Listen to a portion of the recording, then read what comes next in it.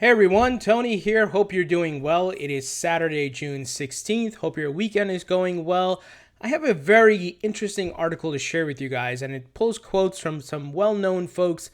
And I think the biggest takeaway, or quote, I should say, would be selling crypto now is like selling Apple in 2001. And that is very much a statement I believe in because people are very impatient and they try to make money overnight in a few months.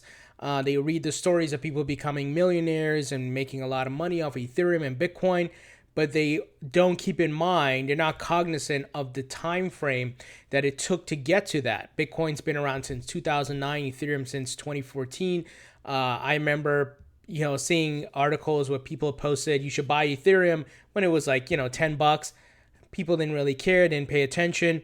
Some sold ahead of time. Many people, you guys read the stories, have sold their Bitcoin, lost their Bitcoin, and they are now depressed because they could have been millionaires, could have had a lot of money. So this is what I tried to tell you guys, and it's definitely a principle that applies to almost all investment, right? That includes stocks, real estate, even if you're investing in gold and silver, whatever it is. It takes time, and it depends on the circumstances that are going on in the market.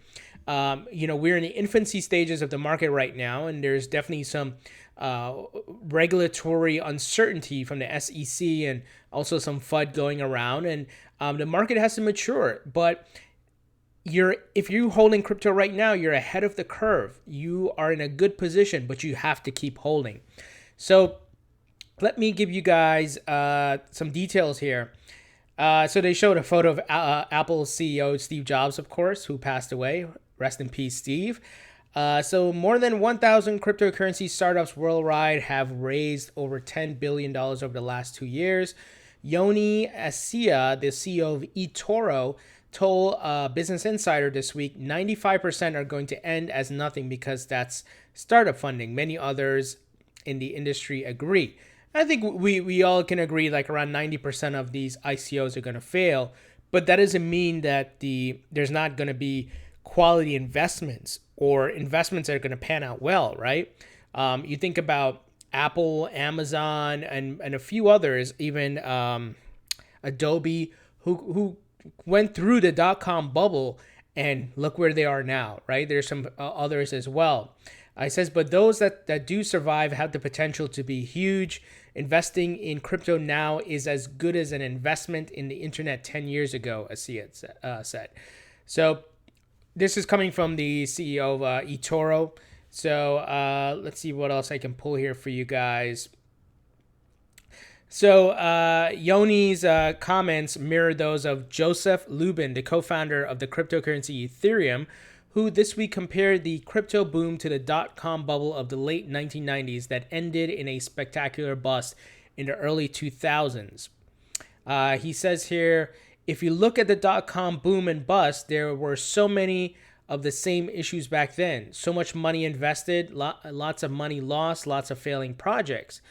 But the takeaway is that there's definitely projects that were that came out once again, like Amazon and obviously Apple. Even the rough period Apple had in the 90s, and then of course Google and a lot of companies emerged from that bubble, guys. So something to keep in mind. And like I said, I'm being transparent that I believe 90% of these ICO projects and so forth are going to fail, but you're in ahead of time. And of course, you should always only invest what you're willing to lose. Now, that's where I always try to share with you guys my thoughts, like, for example, on Bitcoin, Ethereum, Ripple specifically, because Ripple is a real company. A lot of these projects, other projects out there, they're not companies. They're just people saying, hey, we have this project. It's a great idea. It's a white paper. It's a great thesis, right? But they don't have adoption. They don't have a working product. So they're still really trying to put something together.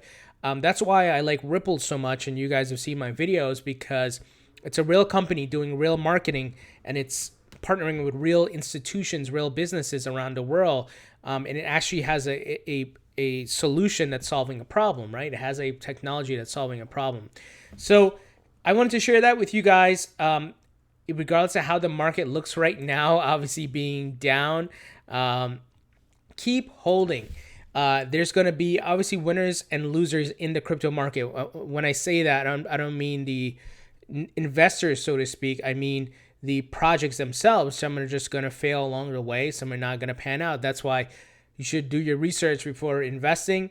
I've shared with you guys my portfolio. I'm heavily invested in Ripple XRP. Obviously, that's the bulk of my portfolio, but I also hold Ethereum, Bitcoin, Litecoin, Stellar Lumens, Sia Coin.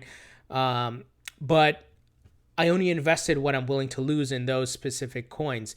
And I'm gonna keep holding. And as I've been sharing with you guys, the news of exchanges expanding, new exchanges coming into the market, big money, institutional money getting ready to come into the market, traditional companies and firms and so forth are getting into the market. So we are in the infancy stages. Keep holding, guys. Don't panic. Don't worry. Just keep holding on and be prepared to cash out when the next big the next big bull run comes along. Now, will the crypto market eventually end up in a bubble? I believe so. Is it there yet? No. Because the institutional money is now getting ready to come in, and there's still a whole lot of retail money to get in. So that's why I keep telling you guys, we are ahead of the curve, and just be patient. Don't try to make money overnight, get rich overnight. Usually things like that are not, they don't pan out well. If you're making money, getting rich overnight, there's something wrong there, because there's no easy way or pathway to becoming rich unless you hit the lottery or something, and the odds of that is not great, right? But putting money into an emerging industry which has a lot of momentum, which a lot of institutional money is going to get into, and you're ahead. Once again, you're an early adopter. You're in a good position to make money, guys. The late adopter, can't say the same for that, right? But the early adopters, which you and I think we stand a chance to make some really great profit. So wanted to share that with you guys. I thought it was an interesting article, interesting quote there. The next news, and I pulled this on Reddit because it had to be translated, but fintech, Franx, wholly owned subsidiary of ABN AMRO, a Dutch bank, is testing Ripple's technology. So here it's in Dutch or whatever language there, but someone translated it here. It says Franx, a digital platform for foreign exchange transactions and international payments, investigates the possibilities of RippleNet, a blockchain-based payment protocol for international payments. That is not a lot here. They do talk a bit about Swift and, of course, looking to test Ripple's technology, which is a great sign. All these banks getting on board and looking to try out Ripple's technology, and we're already seeing many are ready to go into production. And the partnerships and the network keeps growing. So definitely big news here for Ripple. And I hope that they can get these folks to use XRapid. And as I've stated in the past, in full transparency, I don't believe that every bank will use XRapid that's partnered with Ripple. I don't believe every money transfer companies can use XRapid. And I don't think we need to. We just need a good percentage, and where the volume increases as far as trading and the results are shown. And I believe eventually you're going to have business FOMO. More banks are going to see that these other banks are saving money. They have improved the customer service and lower fees, so lower costs, meaning they can then translate that over to the consumer. They can also be a bit more profitable. So definitely a good sign. And it seems like, Ripple is continuing its momentum of getting a partner almost every week, as they've stated many times. So let's wait and see how this comes along. Just some more details here. It says Franx currently focuses on RippleNet by examining the pros and cons.